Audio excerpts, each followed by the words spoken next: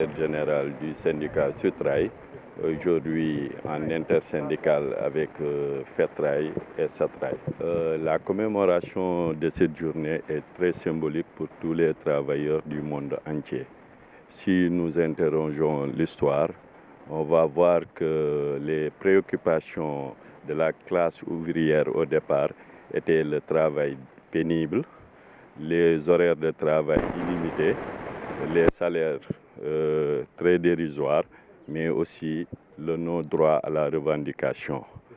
Après ces longues luttes et révolutions qui ont permis à cette force ouvrière d'obtenir de meilleures conditions de travail, il y a une progression qui s'est faite sur le mouvement syndical jusqu'à donner naissance à de nouvelles formes de revendications qu'on dit même souvent à des revendications de conquête, telles qu'aujourd'hui, une meilleure répartition des fruits de la croissance, mais aussi l'ouverture du capital social pour permettre même des travailleurs d'être actionnaires, mais aussi sur la prise de décision dans les sphères telles que les conseils d'administration et autres.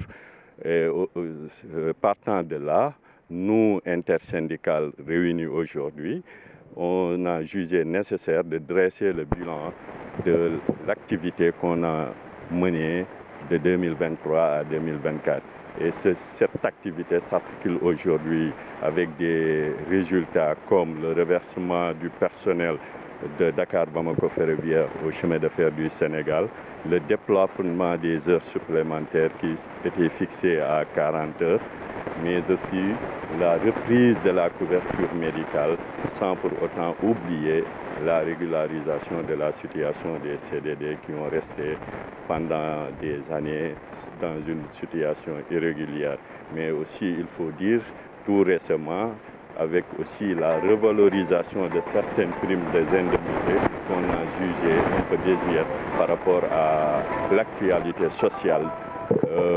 Mais aussi du côté entreprise, il faut dire que le syndicat a permis aussi par rapport à la sensibilisation et à la pression positive et à son accompagnement sur l'action de la direction générale de pouvoir réaliser la première étape du processus de réhabilitation, notamment avec la reprise de la ligne Sébi-Tamba qui n'était plus en liaison avec des ensablements de Thiès à Diourbel, mais aussi des voies coupées tout au long des actes de Kaffrine jusqu'à Koungheul aussi. La réhabilitation des bâtiments de la gare, des gares comme Thiès, Tamba, Koungheul, Touba, etc. Donc si nous résumons tout ce bilan-là et ces actes positifs, donc on a espoir donc, que la suite du processus de relance des chemins de fer pourrait se faire avec ces cheminots qui ont l'expertise et l'engagement. Maintenant, ce que nous attendons sur le nouveau régime, c'est qu'une accélération de ce processus soit faite, parce qu'il faut le dire.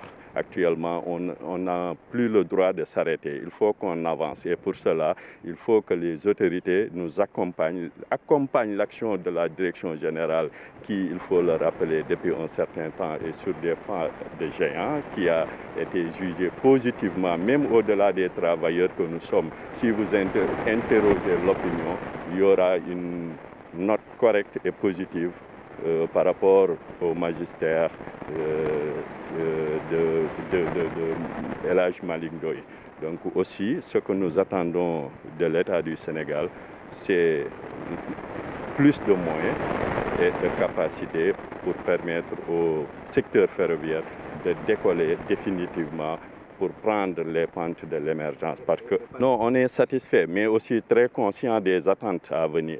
Parce que, il faut le dire, nous avons fait un pas sur le processus de relance, mais il y a aussi d'autres pas qui restent à franchir. Donc il faut dire que la première étape consistait à asseoir la plateforme existante pour permettre demain le renouvellement de l'infrastructure beaucoup plus facile, mais aussi la modernisation des outils ferroviaires. Donc c'est ce que nous attendons du nouveau régime et cela se passe forcément par aussi le règlement définitif du passif social, qui est constitué essentiellement de l'IPRES. Vous voyez toujours nos doyens retraités à la gare de Thiès pour réclamer une meilleure régularisation de leur situation à l'IPRES.